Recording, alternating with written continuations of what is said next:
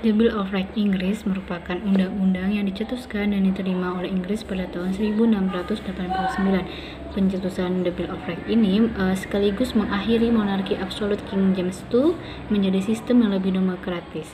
Dengan adanya The Bill of Rights ini, di Inggris mulai mengenal sistem pemilu yang adil dan bebas dalam memilih anggota parlemennya, serta mulai diterima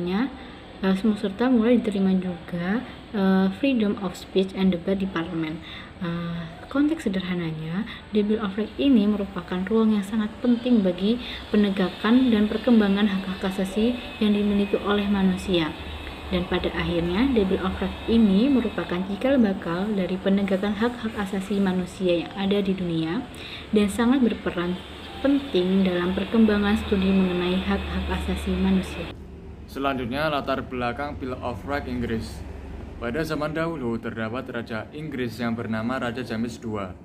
Ia merupakan pemimpin dengan kekuasaan absolut dan seorang penganut Katolik Roma. Ia memiliki kecenderungan untuk menggunakan kekuasaan absolutnya untuk mengambil keputusan dan membuat kebijakan di bawah pengaruh kepercayaannya. Awalnya, parlemen dan rakyat Inggris yang tidak seagama dengan Raja James II berusaha menoleransi kebiasaan raja tersebut. Mereka berpikir kerajaan akan dilanjutkan oleh Mary II, yakni putri Raja James II yang notabene-nya merupakan penganut Kristen Protestan. Namun, setelah Raja James II dikaruniai seorang putra dari istri keduanya yang menganut Katolik Roma, akan dimulainya dinasti kekuasaan berlandaskan Katolik Roma mulai tersebar. Sehubungan dengan hal tersebut, terdapat gerakan revolusi atau Glorious Revolution yang merupakan perjuangan dari parlemen dan dilaksanakan tahun 1688. Gerakan ini memaksa agar Raja James II turun dari tahtanya dan William III bersama istrinya Mary II kemudian naik ke singgasana.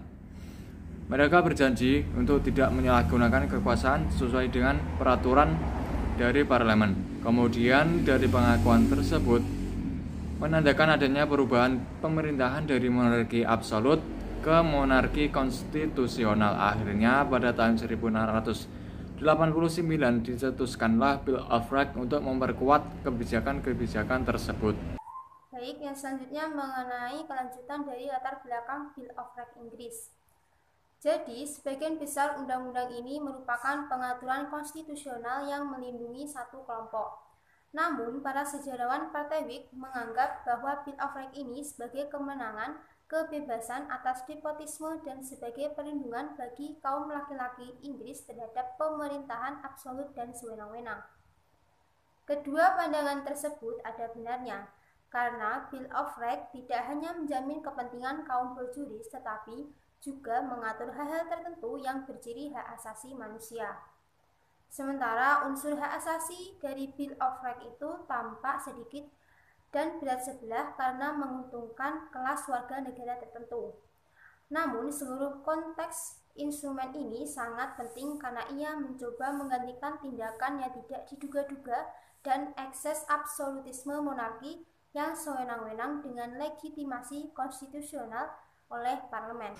Bill of Rights merupakan undang-undang yang dicetuskan pada tahun 1689 dan diterima di parlemen Inggris, yang isinya mengatur tentang yang pertama, kebebasan dalam pemilihan anggota parlemen, yang kedua kebebasan berbicara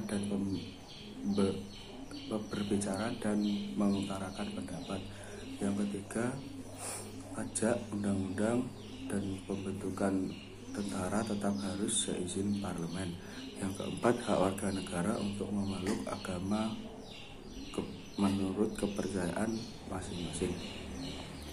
Yang kelima, parlemen berhak untuk mengubah keputusan raja.